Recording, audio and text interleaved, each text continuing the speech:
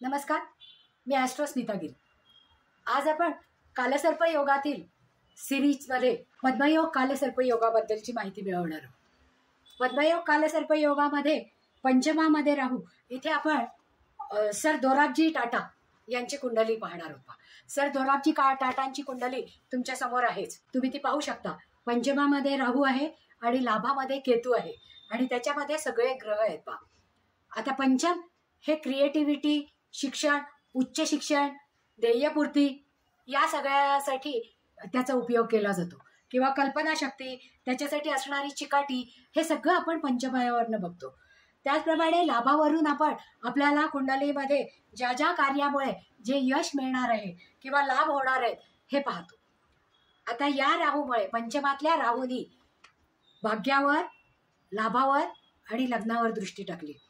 राहूची दृष्टी सुद्धा तितकीच महत्वाची आहे. पहा की ज्यावेळेस राहूनी ही दृष्टी टाकली त्यामुळे लग्न बळवान झालं आणि आधीच वृश्चिक लग्न हे व्यापाराला आणि व्यवसायाला अतिशय उत्कृष्ट आणि चिकाटीचं असतं. पहा, केंद्रकोणामध्ये हे लक्ष्मी स्थानं म्हणलं जातं. पहा, त्रिकोण स्थानं ही लक्ष्मीकारक मानली जातात. मग ही लक्ष्मीकारक स्थानांमध्ये पंचमात राहू आहे, भाग्यामध्ये चंद्र, मंगळ आणि शनी आहे, त्याचबरोबर लाभामध्ये केतू आहे आणि या सगळ्यांमध्ये गुरु अष्टमामध्ये आहे आणि रवी, बुध, शुक्र हे दशमामध्ये सिंह राशीत आहे. म्हणजे त्यांचं कर्तृत्व हे किती उत्तम प्रकारे फळाला आलेलं आहे हे आपल्याला कुंडलीच्या दृष्टिकोनातून पाहता येतं. आता कोण होते सर दोराबजी टाटा? हे भारतामधले क्रिकेटला किंवा खेळांना सर दोराबजी टाटा शिक्षणाने अतिउच्च शिकलेले होते. पहा, कारण पंचम स्थानातला राहू म्हणजे शिक्षण हे उत्तम प्रकारचं देतं. सुरुवातीचं शिक्षण त्यांनी भारतामध्ये केलं आणि त्याच्यानंतर ते केविनला शिक्षण घेण्यासाठी परदेशात गेले आणि तिथे त्यांनी उच्च डिग्री मिळवली. आणि त्यावेळेस त्यांच्या असं लक्षात आलं की तिथले लोक विद्यार्थ्यांना शिक्षणाबरोबरच खेळामध्ये भाग घेण्याला जास्त प्रवृत्त करतात आणि आपल्याकडचे लोक तर जास्त चिकाटी आणि चांगल्या खेळामध्ये भाग घेण्याच्या योग्यतेचे आहेत. जेव्हा ते परत भारतामध्ये आले त्यावेळेस त्यांनी जेव्हा ठरवलं की आपल्या देशातल्या लोकांना ऑलिम्पिकमध्ये खेळायला पाठवायचं. खरं तर आशिया खंडातून त्यावेळेला कोणीही ऑलिम्पिकमध्ये भाग घेतलेला नव्हता, पण सर दोराबजींनी त्यांच्या राहूनी त्यांना जे स्वप्न दाखवलं त्याप्रमाणे त्यांनी आपल्या देशामधल्या लोकांना ब्रिटिश काळामध्ये ऑलिम्पिक खेळामध्ये प्रथमच एंट्री मिळवून दिली. भारताने ऑलिम्पिक खेळामध्ये अनेक पदकं आज जरी मिळवलेली असेल तरी त्याची सुरुवात मात्र भारताच्या स्वातंत्र्यपूर्व ब्रिटिश काळाच्या राजवटीत झाली आणि त्याची सुरुवात सर दोराबजी टाटा यांनी केलेली आहे. ते गरजेच्या वेळेस भारतीय खेळाडूंच्या मदतीला धावून तर आलेच, पण दानशूर पद्धतीने त्यांनी स्वतःचे पैसे खर्च केले आणि ऑलिम्पिक खेळामध्ये 6 विद्यार्थ्यांना पाठवलं. पण हे 6 विद्यार्थी शेतकरी वर्गातले होते. कष्ट करायला ते मागे पुढे पाहत नव्हते, पळण्यामध्ये ते सगळ्यात जास्त फास्ट होते, पण त्यांना पाठिंबा देणारं किंवा नियम शिकवणारं असं कोणीच नव्हतं. त्यामुळे त्यांनी आपल्या देशातल्या लोकांना पॅरिसच्या ऑलिम्पिक स्पर्धेमध्ये भारतीय खेळाडूंनी खेळायलाच पाहिजे हा अट्टहास धरला आणि 1910 मध्ये त्यांनी आपली ऑलिम्पिकमध्ये एक टीम पाठवली. त्यासाठी गव्हर्नमेंटने फक्त 6,000 रुपये दिले, 35,000 रुपये लागणार होते. तर ज्या वेळेस त्यांनी जनतेला आवाहन केलं त्यातून अगदी किरकोळ रक्कम जमा झाली. पण सर दोराबजी टाटा मागे हटले नाहीत. त्यांनी स्वकष्टाने या क्रीडा क्षेत्रातल्या लोकांना जास्तीत जास्त मदत केली आणि ऑलिम्पिकमध्ये पाठवलं. आणि त्यांचं स्वप्न होतं की भारतातल्या लोकांनी ऑलिम्पिकमध्ये खेळून पदक हे मिळवायलाच पाहिजे. त्यावेळेसचे खेळाचे पत्रकार बोरिया मुजुमदार आणि पत्रकार नलिनी मेहता यांनी ड्रीम ऑफ बिलियन या पुस्तकात सर दोराबजी टाटांच्या ऑलिम्पिकमधील योगदानावर तपशीलवार माहिती दिलेली आहे.